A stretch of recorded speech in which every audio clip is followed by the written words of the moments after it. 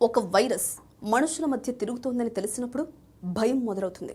అయితే ఆ వైరస్ ఎక్కడి నుంచి వచ్చింది, ఎంత వేగంగా మారుతుందో, దాన్ని ఎలా ఆపాలో కూడా పూర్తిగా తెలియని పరిస్థితి వస్తే ఆ భయం ఒక హెచ్చరికగా మారుతుంది. ఇప్పుడు ఆ హెచ్చరిక ఆఫ్రికా నుంచి వినిపిస్తోంది. డెమోక్రటిక్ రిపబ్లిక్ ఆఫ్ కాంగోలో ఎబోలా కేసులు 4000 మార్కును దాటేశాయి.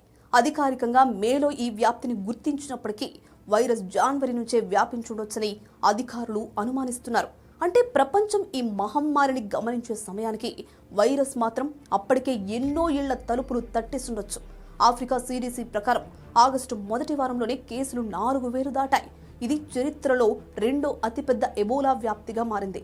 అయితే ఈ కథలో అసలు భయపెట్టే పేరు ఎబోలా కాదు, బండి బుగ్యో.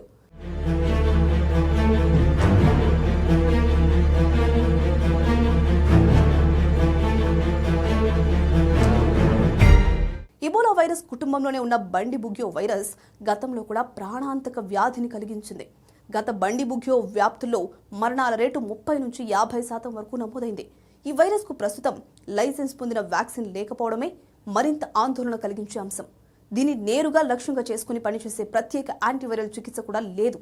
రోగిని కాపాడడంలో శరీరంలోని నీరు, లవణాలు తగ్గకుండా చూడడం, ఆక్సిజన్, రక్తపోటు, ఇతర అవయవాల పనితీరును నిలబెట్టే సహాయక చికిత్సలు చాలా కీలకం. నిజానికి ఎబోలా అంటే మనం సాధారణంగా ఊహించేది ఒక్కసారిగా రక్తస్రావం మొదలయ్యే భయంకరమైన వ్యాధి అని.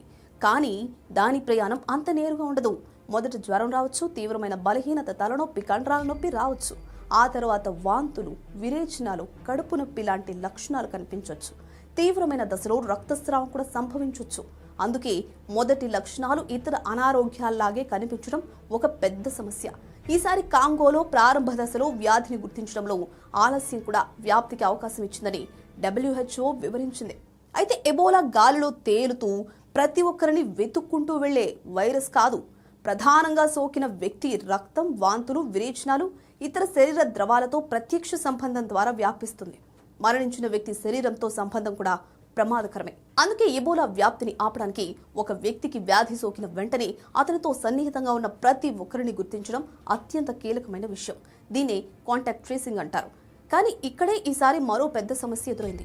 ఒక ఎబోలా రోగికి సాధారణంగా దాదాపు 40 మంది వరకు పరిచయాలను గుర్తించాల్సి ఉంటే ప్రస్తుతం ఒక్కో రోగికి సగటున 10 మంది పరిచయాలే గుర్తించబడుతున్నాయని ఆఫ్రికా సిడిసి చెప్తోంది. ఒక మనిషి కనిపించకుండా పోయినట్లు కాదు, ఒక చైన్లో 10 లింకులు మాత్రమే కనిపిస్తున్నాయి.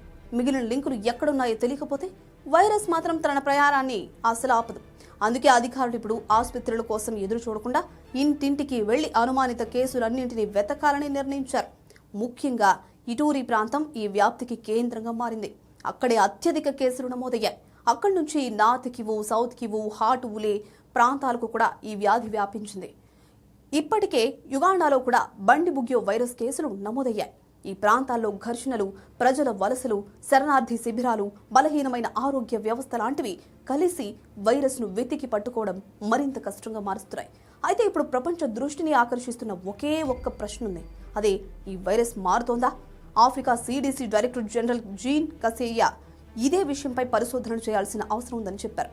ఈ వ్యాప్తి తీవ్రత అసాధారణంగా ఉందని, వైరస్లో ఏదైనా అదనపు మార్పు జరిగిందా అనే విషయాన్ని శాస్త్రవేత్తలు పరిశీలించాల్సి ఉందని అన్నారు. కానీ ఇక్కడ ఒక విషయం చాలా స్పష్టంగా గుర్తుంచుకోవాలి. వైరస్ మ్యూటేట్ అవుతుంది అనే అనుమానం ఉంది. అది నిర్ధారణ అయినా నిజం కాదు. వైరస్లో జన్యు మార్పులు జరగడం సహజమైన ప్రక్రియ. కానీ ప్రతి జన్యు మార్పు వైరస్ను మరింత ప్రమాదకరంగా మార్చదు. అందుకే ఇప్పుడు శాస్త్రవేత్తలు వైరస్ జన్యు క్రమాన్ని పరిశీలించి ఈ అసాధారణ వ్యాప్తికి నిజంగా వైరస్లో మార్పులే కారణమా, లేదా ఆలస్యంగా గుర్తించడం, తక్కువ స్థాయి కాంటాక్ట్ ట్రేసింగ్, ప్రజల వలసలు, వైద్య సదుపాయాల కొరత వంటి కారణాలే ప్రధానమా అనేది తెలుసుకోవాలి. అప్పుడే అసలు నిజమేంటో అర్థమవుతుంది.